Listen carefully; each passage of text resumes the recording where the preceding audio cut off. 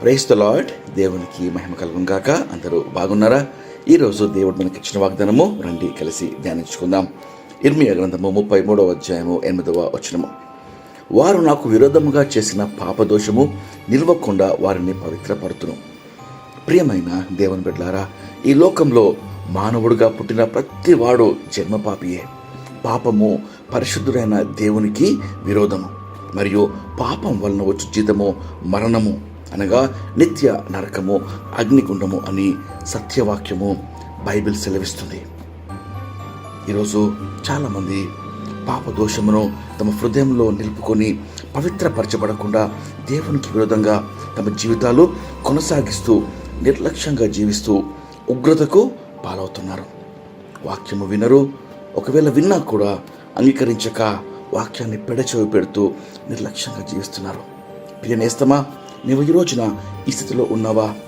సమయం మించక ముందే నీ ప్రేమగల పరలోకపు తండ్రి ఇచ్చే వాగ్దానము నీ సొంతము చేసుకో.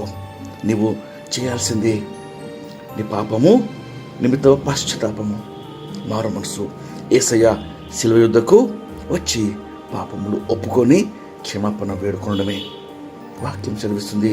మొదటి యోహాను పత్రిక 1వ అధ్యాయము 7 నుండి 9 వచనాలు మనం గమనిస్తే, ఆయన వెలుగులో ఉన్న ప్రకారము మనము కూడా వెలుగులో నడిచిన యెడల యేసు రక్తం ప్రతి పాపం నుండి మనల్ని పవిత్రులుగా చేయను.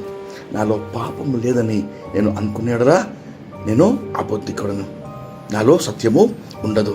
కానీ మన పాపములు మనము ఒప్పుకొని యెడల ఆయన నమ్మదగిన వాడు, నీతిమంతుడు. కాబట్టి నీ ప్రతి పాపము క్షమించి నేను పవిత్రునిగా నీతిమంతునిగా చేయను అని వాక్యం సెలవిస్తుంది.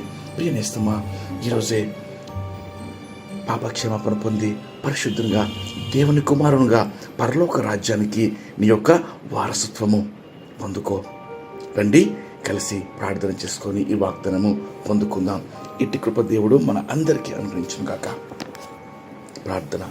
మహాపరిశుద్ధమైన మా ప్రియమైన పరలోకపు తండ్రి, మీరు ఇచ్చిన శ్రేష్టమైన వాగ్దానం బట్టి మీకెంతో స్తోత్రం చెల్లిస్తున్నాయా. వారు నాకు విరోధంగా చేసిన పాపదోషము నిలవకుండా వారిని పవిత్రపడుతున్నని సెలవిస్తున్నారయ్యా. ఈ ఉదయకాలంలో తండ్రి అయ్యా, మేము గ్రహిస్తున్నామయ్యా, జన్మ పాపులమయ్యా, మాలో నీతి లేదు, మంచి లేదు ప్రభువా, పవిత్రత లేదయ్యా. మీరు మాత్రమే మమ్మను పరిశుద్ధులుగా పవిత్రంగా చేయుటకు పరలోకం విడిచి భూలోకానికి దిగొచ్చారేసయ్యా. ఆఖరి పట్టు వరకు రక్తమంతా కార్చి మీ రక్తంలో మా పాపానికి క్షమాపణ, విమోచన, స్వర్గము, నిత్య జీవం అనుగ్రహించారయ్యా. మీకు ఎంతో స్తోత్రం. ఈ ఉదయకాలంలో తండ్రి పాపముతో పోరాడుతూ రాజీ పడుతూ అయ్యా బంధకాలు తెంచుకోలేక ప్రభువా పాప జీవితముతోనే ప్రభువా కొనసాగుతున్నా వారందరినీ ప్రభా పేరు పేరున జ్ఞాపకం చేసుకుంటున్నాం.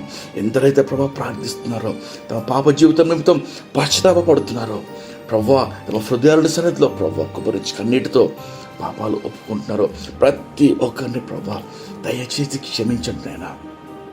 పాపములు కడిగివేయండి. హిమము కన్నా తెల్లగా హిస్సోపుతో ప్రతి హృదయాన్ని, జీవితాన్ని కడగండి దేవా. మీ కుమారులుగా చేసుకొని పరలోక రాజ్య వారసత్వము, నిత్య జీవము ప్రసాదించమని మీకే స్తోత్రం చెల్లిస్తూ, ఇచ్చిన వాగ్దానంకై వందనాలు చెల్లిస్తూ యేసు నామములో వేడుకొంచు ప్రార్థిస్తున్నాను తండ్రి. ఆమేన్. దేవుడు మిమ్మల్ని దీవించును గాక. ప్రేమతో సంఘ కాపరి